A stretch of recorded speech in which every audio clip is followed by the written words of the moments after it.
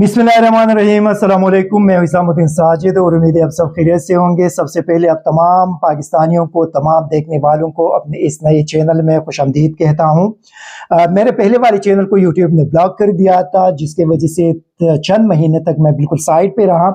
चूँकि अभी भी रमज़ान का महीना है, आज 29वां रोज़ा है और अल्लाह ताला से दुआ है कि इस मुक़द्दस महीने, इस बाबरकत महीने के बरकतों से हमारे पाकिस्तान को मौजूदा मुश्किलात से निकाल ले। लेकिन पाकिस्तान के इन मुश्किलात को देखकर फिर मैंने फैसला कर दिया कि अब एक बार फिर दोबारा यूट्यूब पे आना पड़ेगा, क्योंकि जिस तरीके से लोगों को धोखा देने की कोशिश की जा रही है, जिस तरीके से झूठ को फैलाने की कोशिश की जा रही है, जिस तरीके से फेक न्यूज़ को आगे पिलाने की एक अजीब किस्म की कोशिश जारी है, इस पूरी सूरत हाल को देखने के बाद मैंने ये फैसला कर दिया कि अपने चैनल को, एक नए चैनल को लॉन्च करना पड़ेगा। और इस नए चैनल के साथ मैं एक बार फिर आप लोगों की खिदमत में हाजिर हूँ।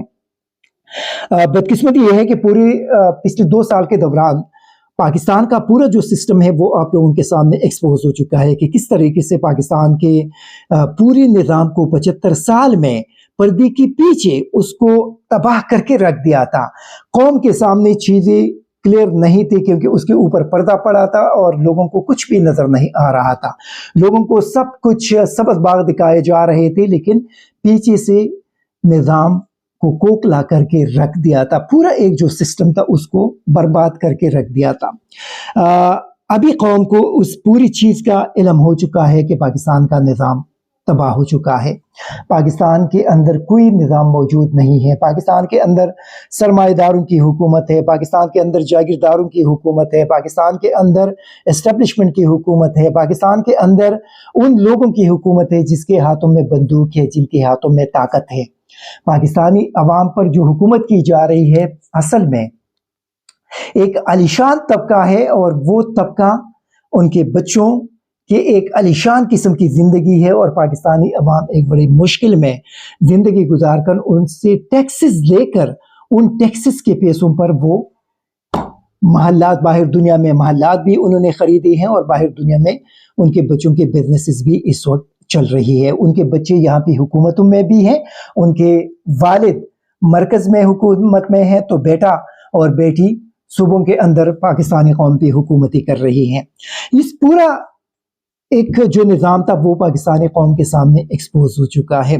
अभी ये कोशिश की जा रही है कि अवाम को किसी न किसी तरीके से झूठ बोलकर, फेक न्यूज़ के ज़रिए अवाम को एक बार फिर धोखा दिया जाए, और उनको ये बावर कराया जाए कि ये जो सिस्टम आप लोगों के सामने एक्सपोज हो चुका है, ये सिस्टम आप लोगों के बच्चों के मुफाद में है।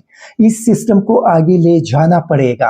अगर आप लोग इस सिस्टम के सामने खड़े होंगे, इसके खिलाफ आप लोग मुज़ाहिमत करेंगे, और आप लोग इस सिस्टम को ख़त्म करके एक बेहतरीन सिस्टम लागू करेंगे, जहाँ पे आप लोगों के बच्चों का जो मुस्तकबिल है वो ताबनाक होगा, तो ये आप लोगों के मुफाद में नहीं है। लोगों को ये चीज़ें बताने की कोशिश की जा रही है। चंद टाउट्स हैं। बदकिस्मती क्या है? बदकिस्मती ये है कि मेरे तरह के सहाफ़ी टाउट्स बन गए हैं, और वो टाउट्स आप लोगों के सामने आकर आप लोगों को बताने की कोशिश कर रहे हैं कि जो कुछ आप लोगों के साथ किया जा रहा है ये आप लोगों के मुफाद में है। जो कुछ आप लोगों के बच्चों के साथ किया जा रहा है ये आप लोगों के मुफाद में है। ये चंद जो आलीशान जिंदगी गुजारने वाले खानदान हैं, इनको तस्लीम करिए, आप लोगों के आका है ये। अगर आप इनके खिलाफ उठेंगे, जिस तरीके से 8 फरवरी को आप लोगों ने उनके खिलाफ रद्द-ए-अमल देकर उनकी ताकत को ज़मीन-बोस कर दिया, अगर आप लोग इसी तरह ऊँट के ज़रिए इनके खिलाफ लड़ेंगे तो ये आप लोगों के मुफाद में नहीं है, क्योंकि ये जो टाउट्स है इनके भी मुफादात इन खानदानों से वाबस्ता है। ये चंद खानदान हैं, ये चंद खानदान है, और ये चंद खानदान पाकिस्तान पर पिछले 75-76 साल से काबिज है। जर्नैल एक तबका है, जजेस दूसरा तबका है, जागीरदार तीसरा तबका है, सरमाएदार चौथा तबका है, और ये जागीरदार और सरमाएदार सियासतदान बनकर इन जर्नैल और इन जजेस के साथ मिलकर पाकिस्तान पे काबिज थे। पिछले 75 साल में पाकिस्तान को इस मुकाम पर इन लोगों ने पहुंचा दिया। आप देख ले कि पाकिस्तान के अंदर جمہوریت نہیں ہے۔ پاکستان کے اندر آپ کا جو پارلیمان ہے وہ کھوکھلا پارلیمان ہے، ان کے اندر طاقت نہیں ہے۔ یہاں پہ آپ کے جو سیاستدان ہیں وہ صرف اور صرف باقی لوگوں کے ساتھ مل کر اپنے بچوں کے مستقبل کے لیے، ان کے عالیشان زندگی کے لیے کمپرومائز کر کے، اپنے عالیشان زندگی کے لیے کمپرومائز کر کے قوم کو تباہ کیا جا رہا ہے، لیکن ان خاص طبقوں کے ساتھ مل کر پاکستان کو لوٹا جا رہا ہے۔ آپ دیکھ لیں ان میں سے ماضی میں جتنی بھی حکومتوں میں رہے، آپ دیکھ لیں کہ ان میں اکثریت ایسے لوگ ہیں جن کے بچے باہر دنیا میں مقیم ہیں، جن کے کاروبار باہر دنیا میں ہے، جن کے جو جرنیل تھے آپ دیکھ لیں ریٹائرمنٹ کے بعد باہر دنیا میں شفٹ ہو گئے ہیں، جو ججز تھے ریٹائرمنٹ کے بعد باہر دنیا شفٹ ہو گئے، جو بیوروکریٹس تھے ریٹائرمنٹ کے بعد باہر دنیا شفٹ ہو گئے، ان کے بچے وہاں پہ عالیشان زندگی گزار رہے ہیں۔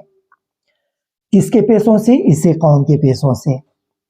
تو ہم یہ کوشش کریں گے کہ قوم کو سچ دکھا سکیں، ہم یہ کوشش کریں گے کہ اس پورے نظام کی تباہی کے ذمہ دار جتنے بھی لوگ ہیں ان کے چہرے قوم کے سامنے بے نقاب کیا جا سکے۔ ہم یہ کوشش کریں گے کہ جو سرمایہ دار، جو سیاستدان، جو جاگیردار اس پورے نظام کی تباہی کے ذمہ دار ہیں ان کو قوم کے سامنے لایا جا سکے۔ یہ آسان کام نہیں ہے، بہت مشکل کام ہے، لیکن اس کے لیے قوم کو ایک ہونا پڑے گا۔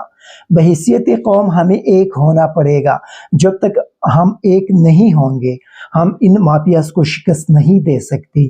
ان مافیاز کو شکست دینا، ان مافیاز کو اکاؤنٹیبل بنانا، ان مافیاز سے ان 75 سالوں میں پاکستانی قوم کو ڈبونے کا بدلہ لینا، یہ تب ممکن ہے جب قوم کے اندر یکجہتی ہوگی، قوم کے اندر یگانگت ہوگی، قوم کے اندر ایک ہونا نظر آئے گا، اور پھر قوم اسی طرح کڑی ہوگی جس طرح کہ 8 فروری کو آپ لوگ کھڑے ہو گئے تھے، جس طریقے سے آپ لوگوں نے اپنی ووٹ کے ذریعے ان سرمایہ داروں سے ان تمام مظالم کا بدلہ لیا۔ اگرچہ آپ لوگوں کے مینڈیٹ کو چوری کر لیا گیا، زبردستی نتائج تبدیل کیے گئے، زبردستی آپ لوگوں پہ ایک اقلیت لوگوں کو بٹھا کر ان کو حکومت دی گئی، لیکن یہ سلسلہ زیادہ دیر تک نہیں چل سکتا۔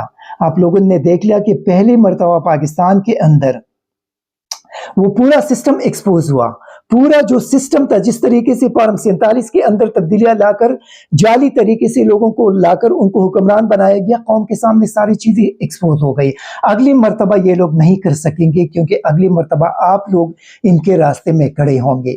اسی وجہ سے یہ وقت ہے کھڑے ہونے کا۔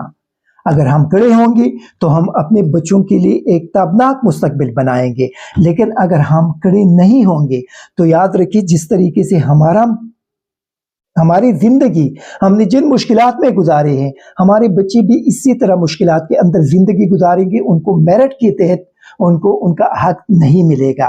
اسی وجہ سے آپ لوگوں کو اٹھنا پڑے گا۔ ہم آپ لوگوں تک پردوں کے پیچھے، دروازوں کے پیچھے جو سازشیں ہو رہی ہے، جو محلاتی سازشیں وہاں پہ چل رہی ہے، جو فیصلے وہاں پہ ہو رہی ہے، وہ آپ لوگوں تک پہنچائیں گے، آپ لوگوں کو باخبر رکھیں گے۔ لیکن آپ لوگ بھی ایک قوم بن کر ابھی آپ لوگوں کو اٹھنا بھی پڑے گا اور اپنا ملک آپ لوگوں کو بچانا بھی پڑے گا۔ Thank you very much. ISTV Pakistan کو سبسکرائب کریں اور بیل آئیکن کو دبائیں مزید ویڈیو اور اپڈیٹس کے لیے۔